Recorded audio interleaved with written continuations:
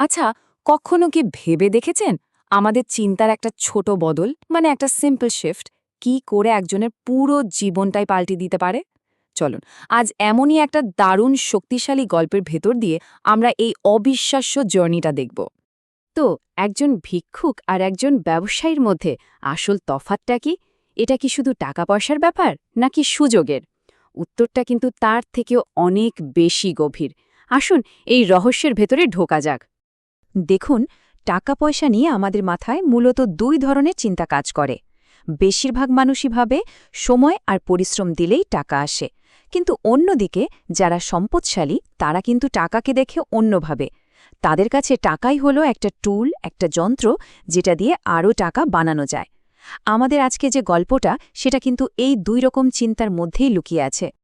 গল্পটা শুরু হচ্ছে একটা খুব ব্যস্ত রেল স্টেশনে। সেখানে একজন ভিক্ষুক থাকত। প্রতিদিন সে শুধু মানুষের কাছে হাত পাতত আর মনে মনে বিশ্বাস করত যে তার কাছে অন্যকে দেওয়ার মতো কিচ্ছুই নেই। তার জগৎটা ছিল শুধুই নেওয়ার, বিনিময়ের কোনো ধারণাই ছিল না। কিন্তু হঠাৎ একদিন তার সামনে এসে দাঁড়ালেন এক ব্যবসায়ী। ভিক্ষুকটা অভ্যাস মতোই হাত পাতল, কিন্তু ব্যবসায়ী টাকা না দিয়ে এমন একটা কথা বললেন যা তার পুরো দুনিয়াটাই নাড়িয়ে দিল। তিনি বললেন, আমি একজন ব্যবসায়ী, আমি বিনিময়ে বিশ্বাস করি। আপনি যদি আমাকে কিছু দিতে পারেন তাহলে আমিও তার বদলে আপনাকে কিছু দিতে পারি। ভাবুন তো, এই একটা কথাই তার এতদিনের বিশ্বাসে কেমন ধাক্কা দিয়েছিল। ব্যবসায়ীর ওই কথাগুলো জানেন তার মাথায় বারবার ঘুরতে লাগল। জীবনের প্রথমবার সে নিজেকে প্রশ্ন করতে শুরু করল, কেন সে শুধু নিয়েই যাবে? তার কি দেওয়ার মতো কিছুই নেই? আর তখনই সে যেন একটা জিনিস বুঝতে পারল, হয়তো সে কিছুই দেয় না বলেই মানুষও তাকে মন থেকে কিছু দেয় না।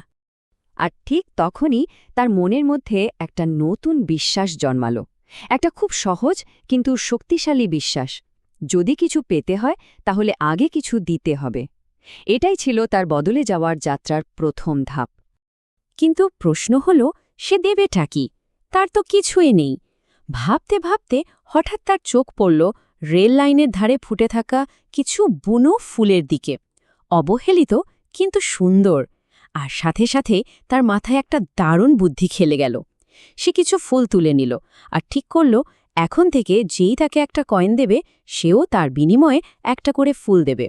ছোট্ট একটা আইডিয়া, কিন্তু এটাই ছিল তার ভিক্ষুক থেকে ব্যবসায়ী হয়ে ওঠার পথের প্রথম পদক্ষেপ। আর এর ফল ফল ছিল এক কথায় অসাধারণ। যখন সে শুধু হাত পাতত, তার থেকে ফুল দেওয়ার পর তার আয় অনেক অনেক বেড়ে গেল। মানুষ যখন দেখল যে বিনিময়ে সামান্য একটা ফুল হলেও কিছু একটা পাচ্ছে, তখন তারা অনেক বেশি খুশি হয়ে টাকা দিচ্ছিল। এটাই প্রমাণ করে যে মানুষ বিনিময় আর প্রতিদানকে কতটা দাম দেয়।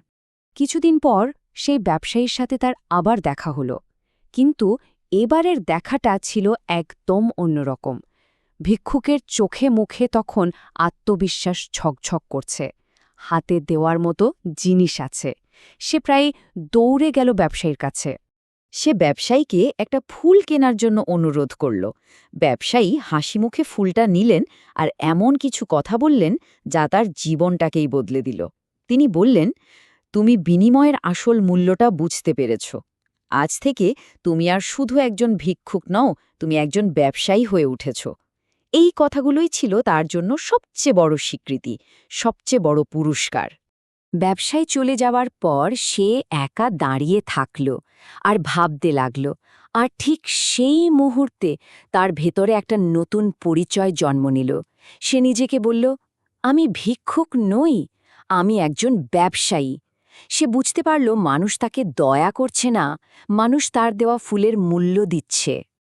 আর ব্যবসায়ী শব্দের আসল মানে তো এটাই, তাই না?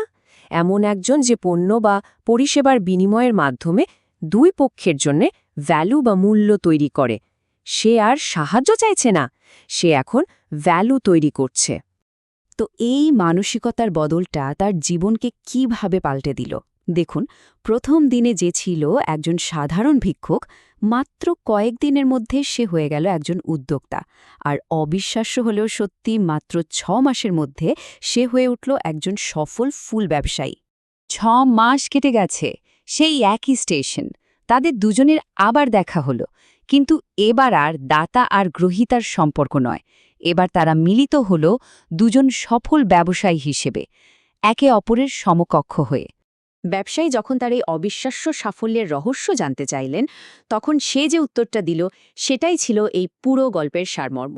সে বলল, আমি আসলে কোনোদিনই ভিক্ষুক ছিলাম না, আমি সবসময়ই একজন ব্যবসায়ী ছিলাম, শুধু নিজেকে সেই চোখে দেখার অপেক্ষা ছিল। তার এই কথাটা থেকেই বোঝা যায় আমাদের বাইরের দুনিয়াটা বদলায় তখনই যখন আমাদের ভেতরের বিশ্বাসটা বদলায়। এই গল্পটা শেষে আমাদের সবার জন্য একটা প্রশ্ন রেখে যায়, আমাদের নিজেদের জীবনে এমন কি কি বুনো ফুল লুকিয়ে আছে, এমন কোনো উপেক্ষিত জিনিস বা দক্ষতা যা আমরা বিনিময় করে নিজেদের আর আমাদের চারপাশের দুনিয়াটাকে আরও সুন্দর করে তুলতে পারি?